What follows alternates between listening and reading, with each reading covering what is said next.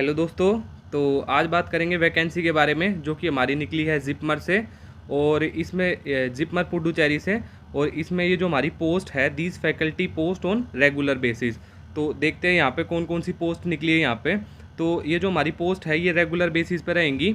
और online application are invited for the eligible candidates for the professor और assistant professor जो कि हमारी रेगुलर बेसिस पे रहने वाली है in the various department of JIPMER. और कौन कौन सी जगह पे पुडुचेरी और करिकाल कैंपस में।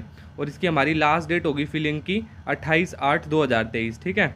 उसके बाद हम देखते हैं ये हमारी दी हुई है वैकेंसी जिपमर पुडुचेरी की और ये हमारी दी हुई है जिपमर करिकाल की। तो इसमें हम देखेंगे कि जो हमारी पहली वैकेंसी है वो हमारी एनेस्थीसियोलॉजी की है। तो एनेस्थीसियोलॉजी में हमारी दो टाइप की वैकेंसी दी हुई है, एक तो हमारी प्रोफेसर की और एक असिस्टेंट प्रोफेसर की, है ना। तो इसमें हम देखेंगे जैसे प्रोफेसर में हमारी 4 वैकेंसी दी हुई है और असिस्टेंट प्रोफेसर के लिए हमारी 8 दी हुई है। तो इसी तरीके से हमारी सारी वैकेंसी यहाँ पे बताई हुई है। जैसे एनाटॉमी के लिए हमारी एक ओबीसी की है प्रोफेसर की, एक एसटी की हमारी रहने वाली है असिस्टेंट प्रोफेसर की। ठीक है।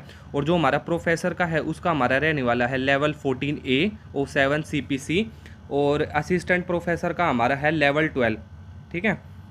उसके बाद हमारा यहाँ पे है बायोस्टैटिक्स। बायोस्टैटिक्स की हमारी 2 वैकेंसी है, एक ओबीसी की और एक एससी की।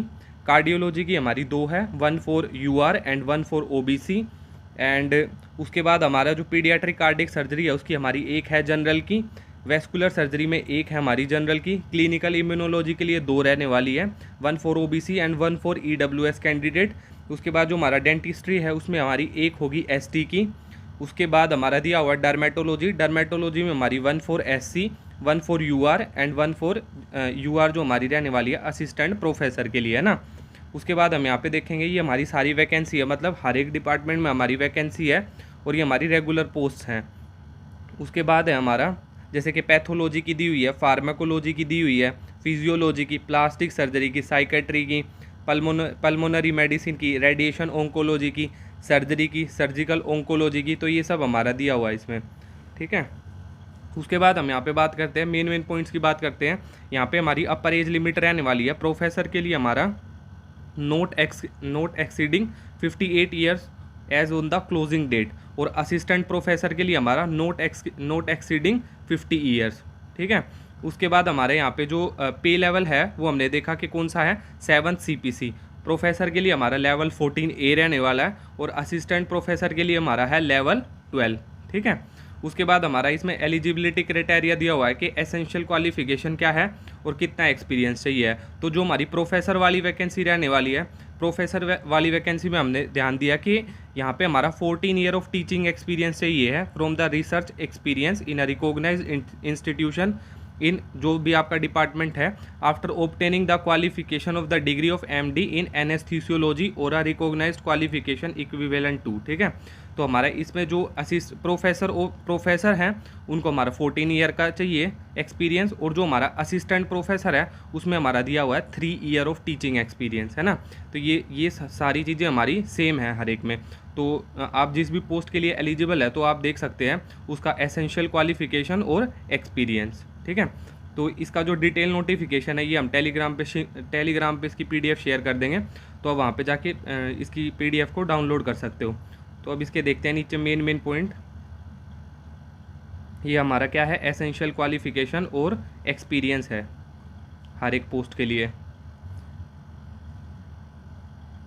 तो यहाँ पे बात करते हैं DNB के लिए, है ना।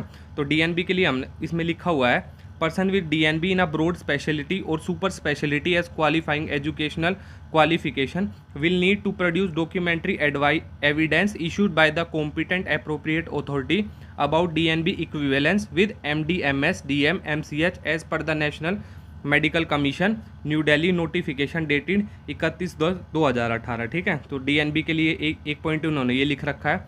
उसके बाद हमारा यहाँ पे रहने वाला है जनरल टर्म्स एंड कंडीशन।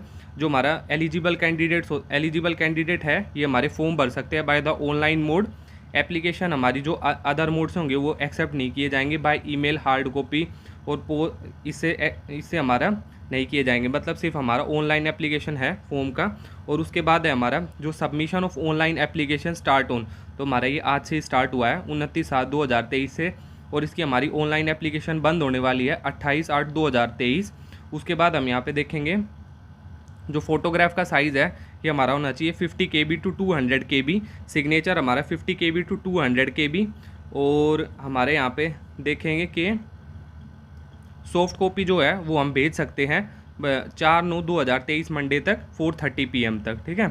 उसके बाद हमारा रहने वाला है कि एज रिलैक्सेशन जो हमारा रहने वाला है वो अकॉर्डिंग टू द STSC जो आपका सर्टिफिकेट है उसके हिसाब से मिलेगा, ठीक है। और जो हमारी इसकी फ़ीस है फॉर्म फिलिंग की, UR कैंडिडेट OBC और EWS के लिए हमारी 1500 plus transaction charges as per applicable.